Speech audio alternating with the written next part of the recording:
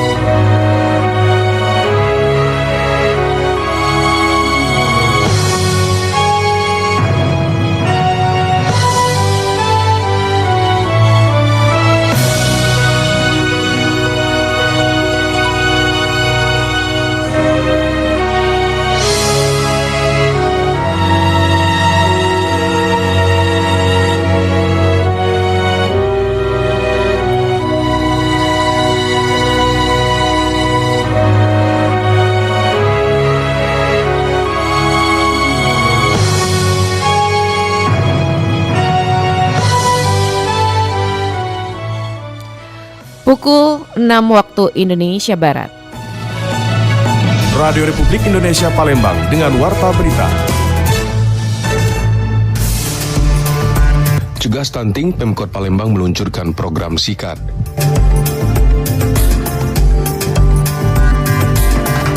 Tujuh anggota Pramuka Sumatera Selatan menerima penghargaan Pramuka Teladan dari Wakil Presiden Republik Indonesia.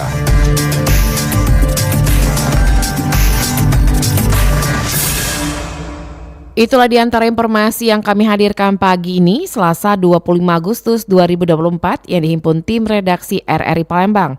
Bersama saya Dela Wawi, inilah Warta Berita selengkapnya.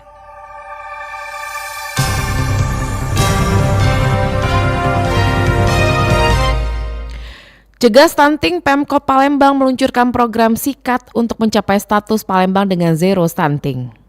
Pemerintah kota atau Pemkot Palembang menargetkan untuk menjadikan Palembang sebagai daerah zero stunting. Berbagai langkah dilakukan untuk Pemkot Palembang melalui berbagai upaya intensif dalam mengedukasi masyarakat tentang pencegahan stunting. Salah satunya melalui program Segera Intervensi Ekstra Atasi Stunting atau SIKAD yang bertujuan agar kota Palembang mencapai status zero stunting melalui pencegahan pemberian paket makanan tambahan ekstra. PJ Wali Kota Palembang Ucok Abdur Raub Damanta mengatakan untuk mendukung upaya tersebut, Pemkot Palembang telah menyediakan vitamin dan makanan bergizi yang disalurkan melalui dinas terkait. Nanti kita akan melakukan SIKAD stunting. Itu tujuannya adalah untuk mengenalkan stunting di Kota Palembang. Tujuannya adalah untuk zero stunting. Ucok menyampaikan keprihatinannya mengenai kondisi saat ini yang disebabkan oleh asupan makan yang belum memenuhi standar gizi seimbang. Ditambahkan Ucok, permasalahan stunting ini butuh kolaborasi yang baik antara pemerintah dengan berbagai pihak, seluruh unsur masyarakat dan merangkul para akademisi. Muhammad Irfan, RRI Palembang, terus mengudara untuk Indonesia. Sementara itu, Ketua Ikatan Dokter Indonesia Kota Palembang Dr. Zulhair Ali berpendapat jika stunting saat ini masih menjadi perhatian serius semua pihak khususnya pemerintah pusat. Zulhair Ali mengatakan jika stunting banyak ditemui di wilayah pelosok, hal ini diakibatkan karena minimnya sosialisasi dan pengawasan gizi bagi ibu hamil. Mengingat stunting harus dicegah sejak bayi berada dalam kandungan dengan mengontrol asupan gizi pada ibu hamil. Dirinya berharap agar semua pihak khususnya pemerintah daerah dan Ikatan Dokter Indonesia dapat mengawasi dan mencegah terjadinya stunting di seluruh wilayah dengan mengawasi bayi dalam kandungan melalui ibu hamil. Dan sekarang kita berupaya agar itu dapat diturunkan mulai dari angka mortalitas maupun morbiditas. Itu berupaya dari awal untuk melakukan apa yang kita sebut sebagai prevensi atau pencegahan agar tidak terjadi. Oleh sebab itu kita harus melakukan upaya-upaya pencegahan, baik itu pemerintah maupun Ikatan Dokter Indonesia dan berbagai lembaga yang lainnya berupaya untuk menurunkan kejadian. Zulher Ali sangat berharap jika pemerintah daerah khususnya layanan kesehatan yang ada di pelosok kabupaten kota dapat melakukan upaya jemput bola dan terus menggalangkan program penekanan stunting dengan pembagian vitamin dan asupan yang baik sesuai dengan program anggaran yang telah disalurkan pemerintah pusat. Berikut kita dengarkan tanggapan masyarakat. Sebagai seorang ibu, saya sangat khawatir tentang stunting dan seberapa pentingnya gizi untuk pertumbuhan anak saya. Saya sangat mengapresiasi upaya pemerintah dan organisasi untuk menyediakan informasi dan bantuan dalam menghadapi tantangan untuk mengakses makanan bergizi hingga layanan kesehatan yang memadai. Serta dengan adanya dukungan dan pendidikan yang tepat bisa membantu dalam meningkatkan pemahaman dan kemampuan untuk para ibu di Indonesia. Saya Dila, ada beberapa hal yang bisa dilakukan untuk mencegah terjadinya stunting, yaitu dengan mencukupi kebutuhan nutrisi sebelum hamil dan selama masa kehamilan, memberikan ASI eksklusif selama 6 bulan pertama, serta memberikan empati yang sehat. Saya sangat mendukung upaya pemerintah dalam mengatasi masalah stunting. Beberapa program seperti pemberian makanan bergizi dan juga sosialisasi tentang gizi seimbang sangat membantu untuk mencegah stunting pada anak-anak. Pendengar, berikut wawancara reporter RRI Muhammad Maulana bersama Kabid Kesehatan Masyarakat Dinas Kesehatan Kabupaten Banyuasin. Baiklah pendengar RRI dan RRI Net dimanapun Anda berada, saat ini saya bersama dengan Ibu Elis Tianti selaku Kepala Bidang Kesmas Dinkes Kabupaten Banyuasin. Selamat pagi Ibu. Selamat pagi. Ibu Elis, saat ini kan pemerintah masih terus fokus nih dalam melakukan upaya penurunan angka stunting di Kabupaten Banyuasin. Nah, kalau dari Dinas Kesehatan Banyuasin sendiri saat ini apa saja yang telah dilakukan dan langkah-langkah apa saja yang akan diupayakan untuk melakukan percepatan penurunan angka stunting khususnya pada anak-anak ini? Baik, terima kasih. Kalau dilihat dari bidang kesehatan ya, kami itu untuk intervensi stuntingnya adalah intervensi yang spesifik. Jadi di intervensi spesifik itu penanganannya langsung kepada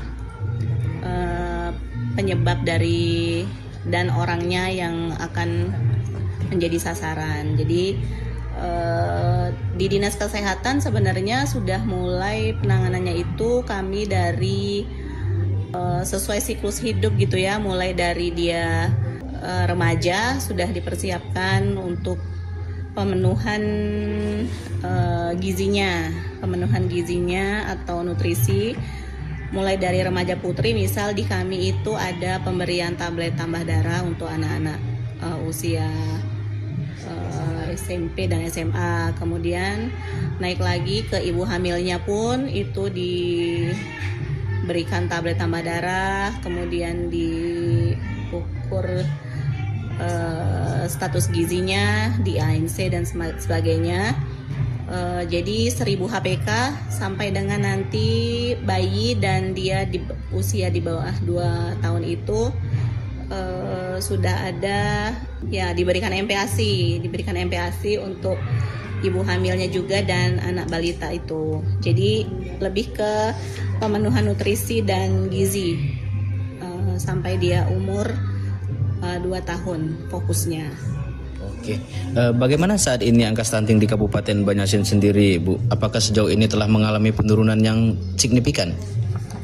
Kalau prevalensi stunting, alhamdulillah pada tahun 2023 kemarin berdasarkan survei Kesehatan Indonesia, Kabupaten Banyuasin mengalami penurunan prevalensinya menjadi 20,4%, yang mana tahun sebelumnya itu kita di 24,8, jadi ada penurunan sekitar 2,4%. Apa saja sih Bu yang menjadi ciri-ciri anak yang stunting dan apa penyebabnya Bu?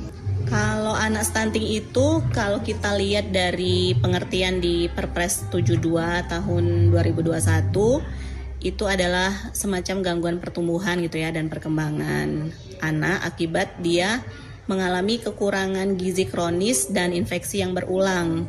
Jadi ditandainya dengan panjang atau tinggi badannya yang berada di bawah standar -2 gitu ya kalau dilakukan pengukuran. Jadi dia tinggi atau panjang badannya itu di bawah rata-rata anak yang seumurnya gitu.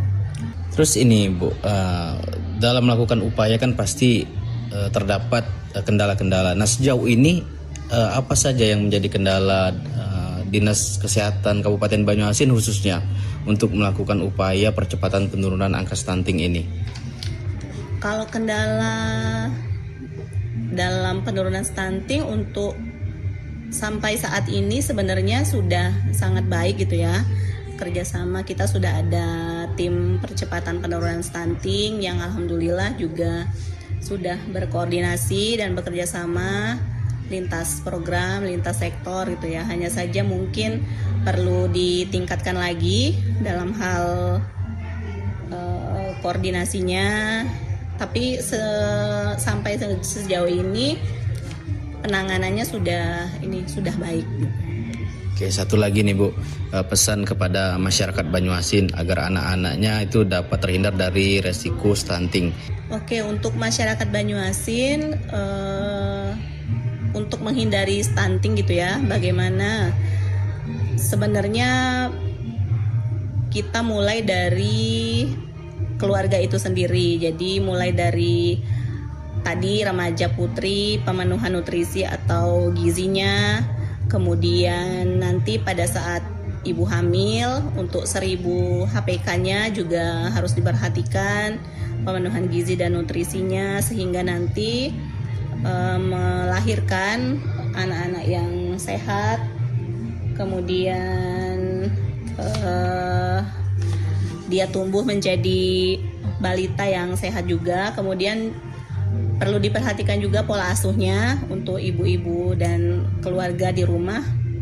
Bagaimana balik lagi tadi ya pemenuhan gizinya. Kemudian yang lebih baik sekarang ini dari Kementerian Kesehatan sedang menggalakkan makanan yang berbahan pangan lokal, menggunakan sumber protein yang ada di sekitarnya atau di desa tersebut sehingga mudah dijangkau oleh masyarakat dan murah gitu ya.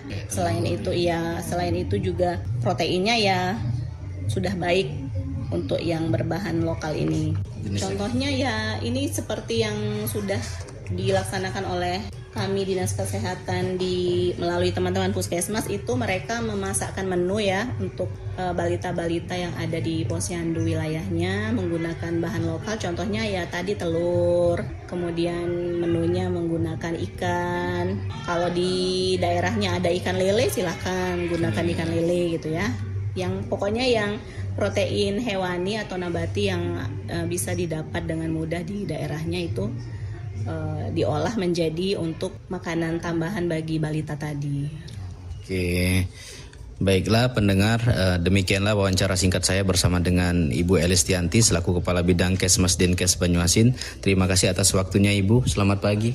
Ya, selamat pagi, terima kasih. Dari Kantor Dinas Kesehatan Banyuasin, Muhammad Maulana, RRI Pro 1 Palembang terus mengudara untuk Indonesia.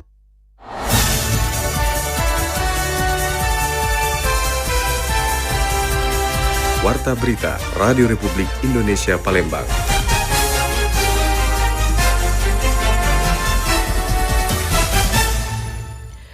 Tujuh anggota Pramuka Sumatera Selatan menerima penghargaan Pramuka Teladan dari Wakil Presiden Republik Indonesia Ma'ruf Amin. Kuarda Sumatera Selatan mencatat prestasi membanggakan dengan menempatkan 7 wakilnya pada peraih penghargaan Pramuka Teladan pada kegiatan Jambore Nasional di Cibubur, Jawa Barat 14 Agustus 2024 lalu. Pada kegiatan tersebut, 2 orang perwakilan yang mengharumkan nama Sumatera Selatan, Muhammad Bima Andre dan Muhammad Fajri Hidayah, menerima lencana penghargaan yang disematkan oleh Wakil Presiden Republik Indonesia Ma'ruf Amin. Pada kesempatan itu, Sumatera Selatan juga ditetapkan sebagai Kuarda tergiat se-Sumatera. Ketua Kuarda Sumsel Riza Fahlevi mengatakan penghargaan yang diraih tidak hanya untuk dibanggakan, tapi juga memiliki nilai yang lebih mendalam. Pada waktu saya menghadiri upacara Hari Pramuka yang di pusat tanggal 14 Agustus 2024 di Cibubur, kita memperoleh 7 satya lancana teladan. Salah satu diwakili oleh Bima Santrio yang langsung disematkan oleh Bapak Wakil Presiden. Selain dari itu juga kita tergiat untuk wilayah Sumatera.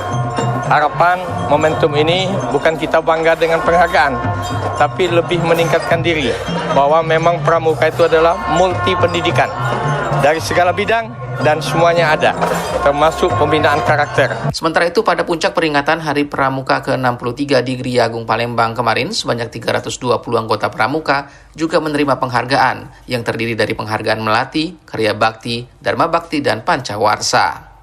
Riana Pridani melaporkan.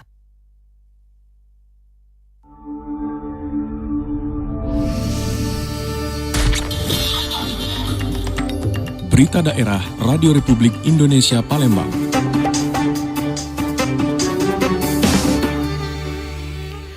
Kejaksaan Tinggi Sumsel menetapkan 2 tersangka baru, 2 korupsi proyek internet desa di Kabupaten Muba untuk tahun anggaran 2019-2023. Kejaksaan Tinggi Sumatera Selatan menetapkan 2 tersangka baru dugaan korupsi proyek internet desa di Kabupaten Musi Banyu Asin untuk tahun anggaran 2019 hingga 2023. Kedua tersangka tersebut adalah RD, Kepala Cabang PT Info Media Solusinet, dan MH, Kepala Seksi Program Pembangunan Ekonomi Desa PMD Kabupaten Musi Banyu Asin. Menurut Umaryadi, Asisten Pidana Khusus Kejati Sumatera Selatan, penetapan kedua tersangka tersebut didasarkan pada hasil pemeriksaan yang mengungkap keterlibatan mereka dalam dugaan korupsi proyek internet desa. RD diduga menarik dan menyalurkan uang ke rekening PT tanpa mengikuti prosedur yang berlaku. Sedangkan MH diduga menerima aliran dana dari kegiatan pengelolaan internet desa. Berdasarkan hasil pemeriksaan terhadap saksi-saksi tersebut, penyidik menganggap telah menemukan minimal 2 alat bukti sebagaimana dimaksud dalam pasal 184 KUHP. Selanjutnya, penyidik telah menetapkan 2 orang saksi ini sebagai tersangka. Setelah ditetapkan sebagai tersangka, RD dan MH langsung ditahan di Rutan Pak Jo Palembang. Lamsihar Silitonga melaporkan.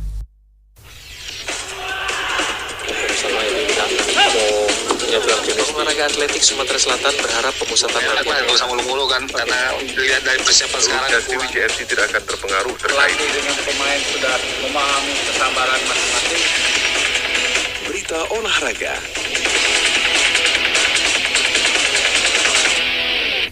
Sriwijaya FC memilih Jogja sebagai tempat pemusatan latihan dan uji tanding sebelum memulai kompetisi Liga 2 bulan September mendatang. Sriwijaya FC akan memulai pemusatan latihan di Pulau Jawa pada awal pekan depan untuk mempersiapkan tim menghadapi kompetisi Liga 2 musim 2024-2025. Latihan ini akan dilaksanakan di Yogyakarta selama 2 pekan. Direktur Teknik Sriwijaya FC Indrayadi menjelaskan, pemusatan latihan di Jogja ini dipilih karena fasilitasnya yang lengkap dan adanya beberapa tim sepak bola dengan kekuatan sepadan untuk laga uji coba. Selama di Yogyakarta, skuad Sriwijaya FC direncanakan akan melakoni 3 hingga 4 laga uji coba. Pemusatan latihan ini bertujuan untuk mematangkan skuad sebelum memasuki kompetisi musim mendatang. Kalau TC itu terjadwal oleh klub untuk tanggal 18 kita berangkat ke Jogja. Terus schedule pertandingannya sudah ada dari beliau untuk hari tanggal berapa untuk lawan tandingnya itu ya. Kalau lihat jadwal 3 kali ya. 3 kali. Saat ini juga Sriwijaya FC terlihat serius untuk menghadapi kompetisi Liga 2 Indonesia setelah berhasil mendatangkan 3 pemain asing dan juga beberapa pemain baru dan juga mempertahankan skuad lama. Dari Jakabaring Sport City, Hairul Rizky RRI Palembang terus mengudara untuk Indonesia. Sekian warta berita produksi Radio Republik Indonesia Palembang. Sebelum berpisah, kami sampaikan kembali topik berita aktual pagi ini diantaranya. Cegah Stunting Pemkab Palembang meluncurkan program Sikat. 7 anggota Pramuka Sumatera Selatan menerima penghargaan Pramuka Teladan dari Wakil Presiden Republik Indonesia. Mewakili kerabat kerja yang bertugas, saya Dela Wawi, undur diri dan sampai jumpa.